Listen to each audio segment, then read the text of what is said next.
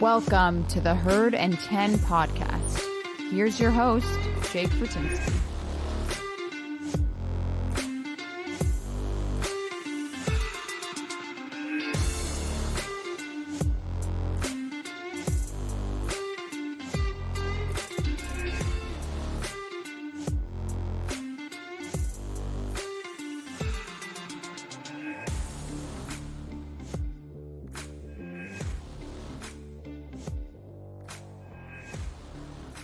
Hey everyone, welcome to the Herd and 10 podcast. I'm your host, Jake Fortinsky.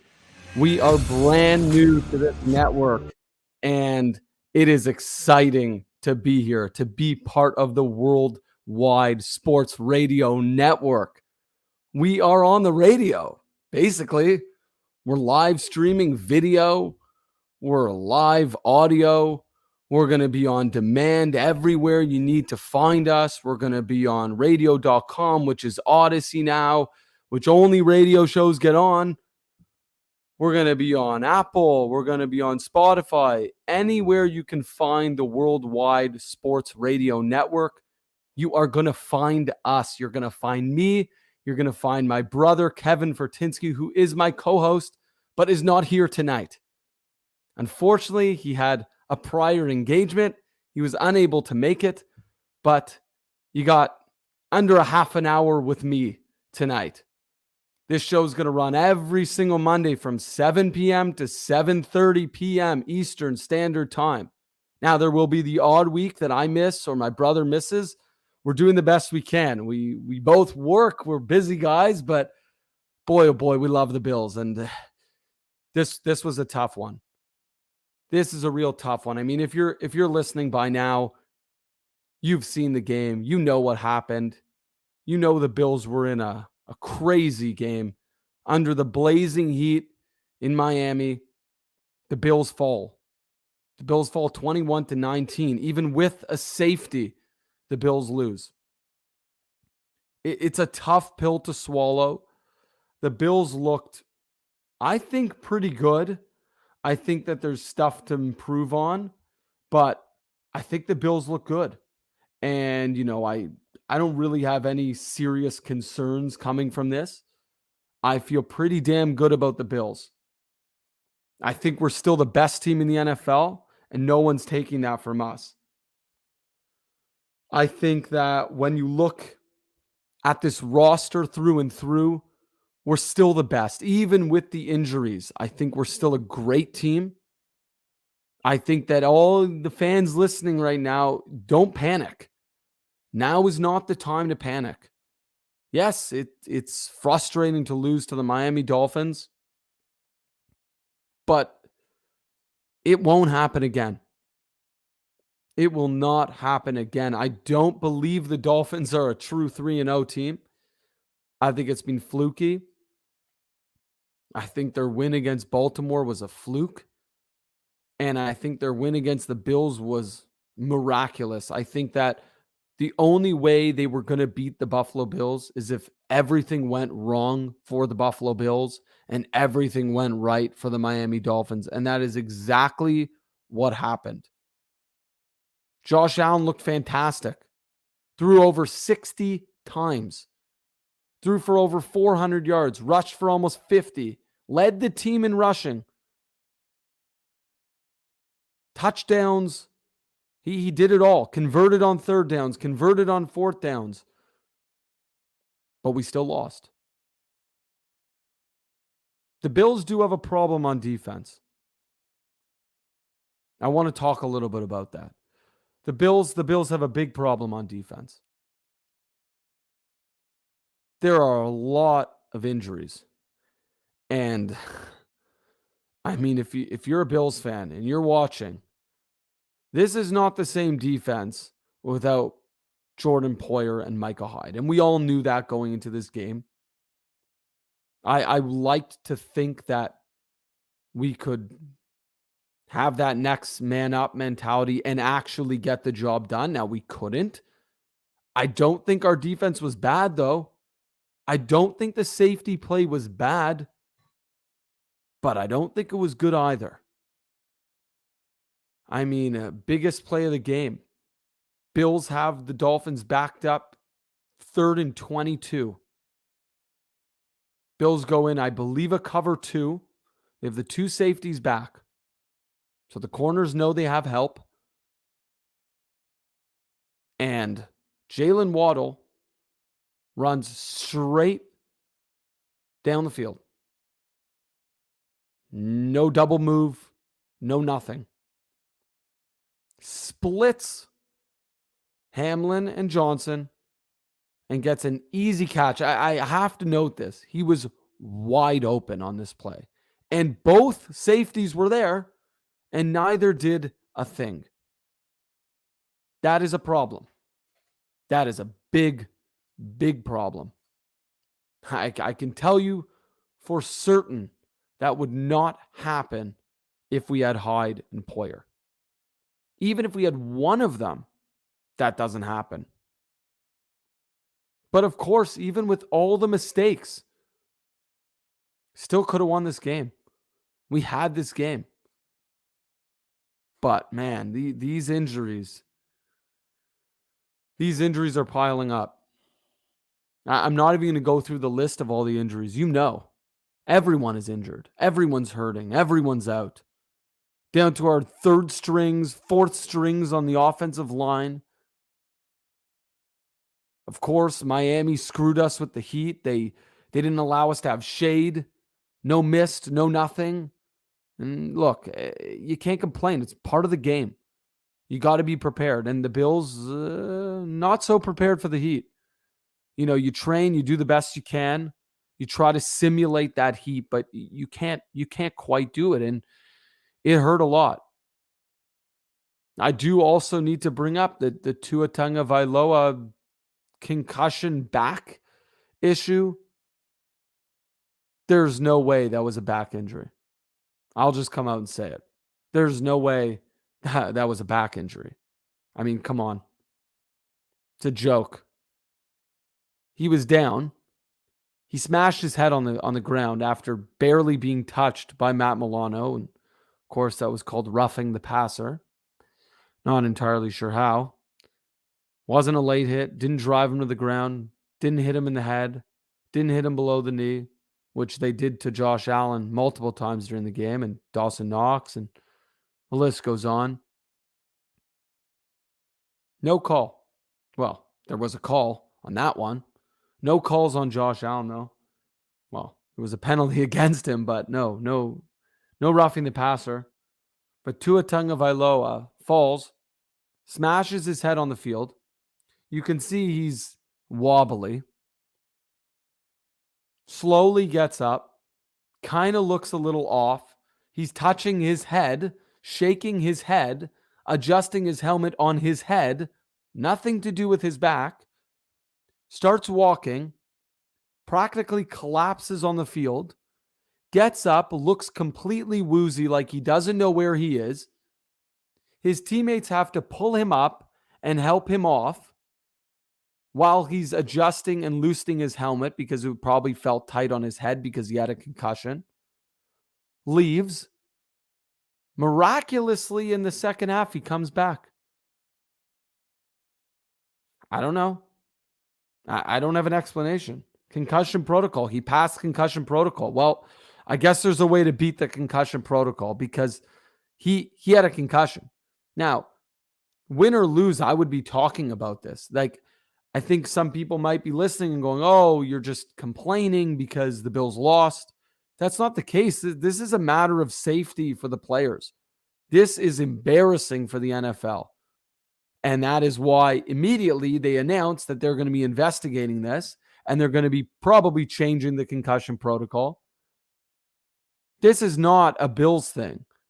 This is a player safety situation. I mean, the guy had a concussion and he somehow came back. I don't think there's a doubt in anyone's mind that he had concussion. I mean, maybe Coach McDaniel, he can say all he wants. It was a back issue. We all know that that's complete nonsense. If you have a back issue, you don't grab your head. You don't look like you're about to collapse unconscious because your back is hurting. You don't look at your teammates with googly eyes if you have a back issue. Anyways, let's move on. Bills lost. It happens. You're not going to win every game. Anyone who thought the Bills were going to go 17-0, I mean, it's great, but it's not realistic. It was never going to happen that way. And that's okay. It's good.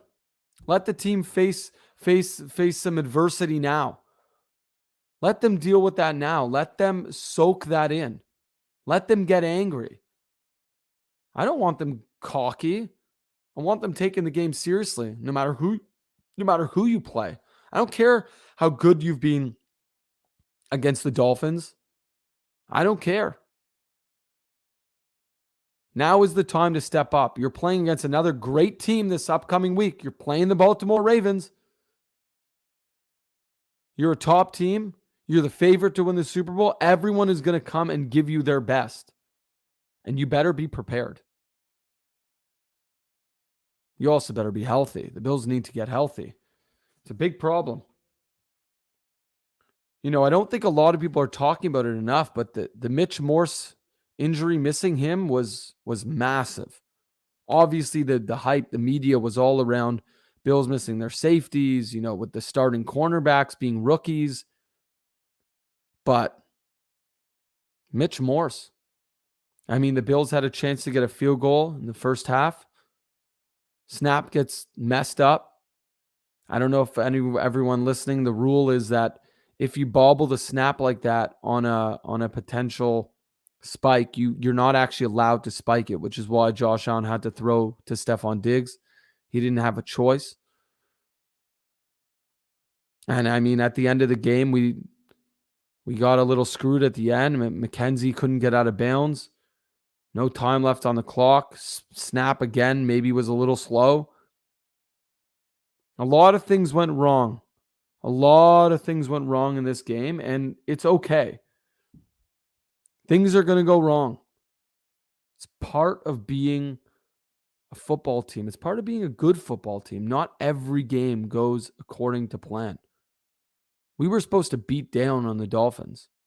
At least I thought we were going to. Whether we had a good defense or not, that's what I thought was going to happen.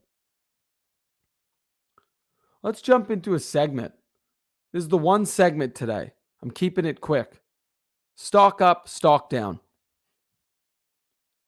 I got a big stock up for everyone. Big stock up. Gregory Rousseau. Man, this guy looks good. He looks fresh. He looks fast. He looks dangerous. Part of that comes from playing with a future Hall of Famer in Von Miller. I think he has helped Rousseau immensely. I don't think Greg Rousseau is the guy he is now. I don't think he's the defensive end he is now without Von Miller for two reasons. One, having Von Miller on the field with you, so teams have to worry about Von Miller and opening up stuff on the other side for Rousseau. It's also the off-field, the preparation, the training. Von Miller's been helping train Rousseau. He brought him to his defensive end camp. He's helping him every day at practice. You better believe it. That is why Greg Rousseau looks so damn good. He's got a sack every game. But it's not just the sacks. Someone wise has told me before, it's not about the sacks. It's about how often you put pressure.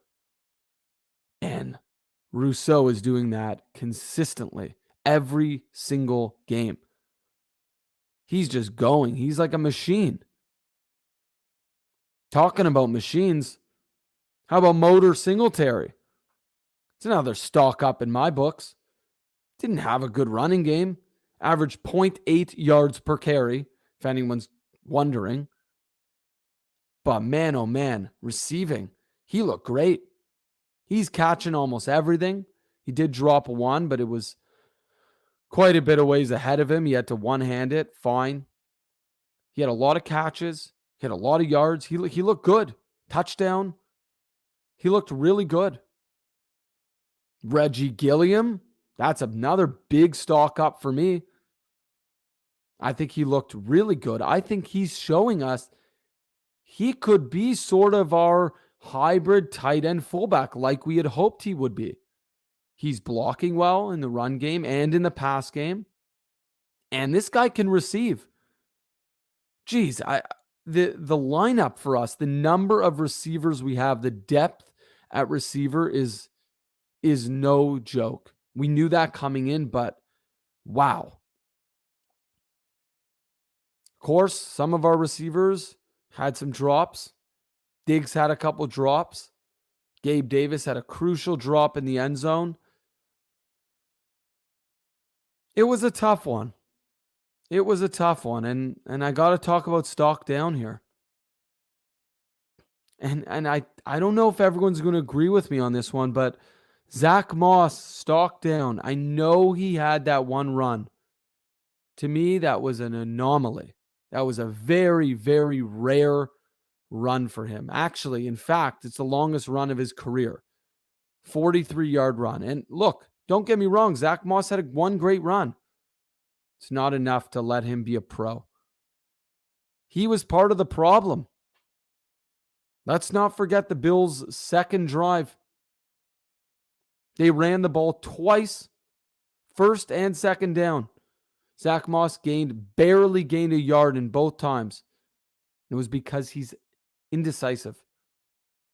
He's hesitant. He doesn't hit the holes fast enough. He also doesn't have the speed once he gets through anyone. I mean, he can barely get back to the line. And that, of course, led to a 3rd and 8 deep in our zone.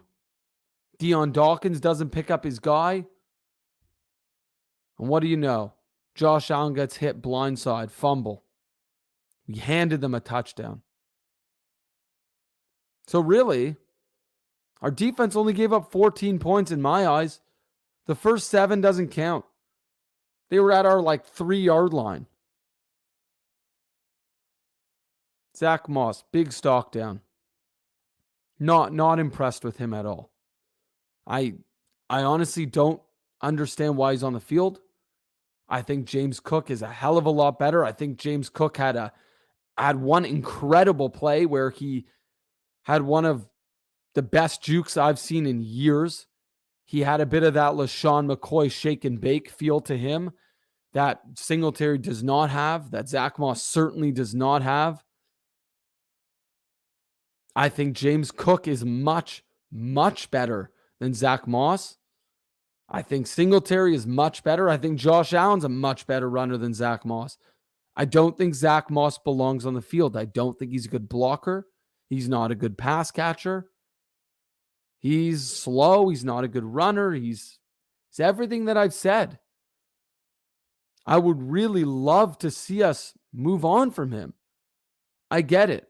You drafted the guy. You wanted to give him a shot. You've given him more than enough times to show what he's made out of.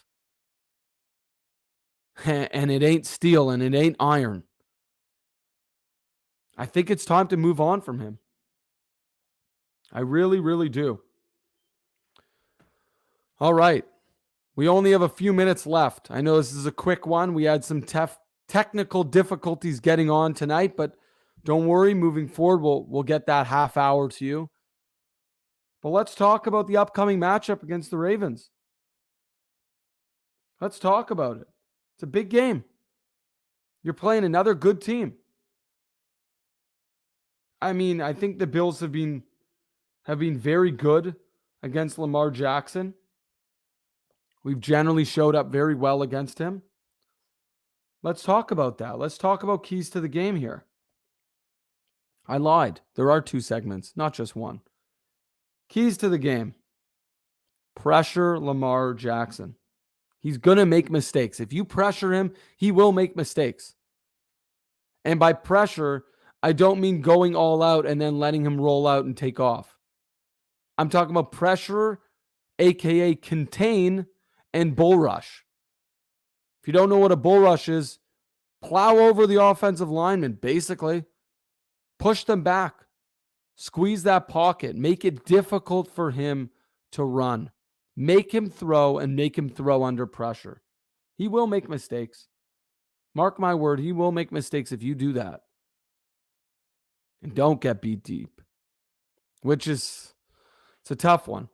We're out a lot of corners. Benford's out with that broken hand. Obviously no Hyde, no Poyer. Dane Jackson might be back. You got Kaiir Elam, rookie. Our secondary is kind of in shambles right now. So getting beat deep, I mean, it's actually a tall task. And then the final thing really for me, I mean, I don't need to talk about our offense. I know we're great. Control the clock, though. Keep the Ravens off. Keep their defense on the field. Get them tired. Get them worn out. And keep Lamar Jackson and the offense off. Have those long, sustained drives. Just like what we just did against Miami. Just minus all the other garbage. Minus all the injuries. Minus the terrible heat. I think we have this game if that happens. I really, really do think we have that game. I think we're going to bounce back big time. I think we're probably winning this game 31 to 21. I think we could give up 3 touchdowns. I do think that's possible. But I don't see us having another game with less than 30 points. I mean, as long as our offensive line is even remotely healthy, we're putting up over 30 points. No doubt in my mind. No doubt in my mind. Well, that's going to do it. This was great. Great start. Love this. Love this. I want to thank you all for checking us out, sticking with us. We've moved quite a few times. But look, we got picked up by a radio network. We're live everywhere. We're going to be on demand everywhere. So check us out. Go to Worldwide Sports Radio Network. You can check us out there anywhere. You can check me out on Twitter. DM me at Jake Fortinsky NFL. You got any questions about the Bills? You can check us out on any social as well. Herd and 10. We're always happy to talk. And next week, we'll have my brother here, Kevin Fortinsky. So we'll be picking his brain a little bit too. I know he's not too happy about that loss. Well, thank you.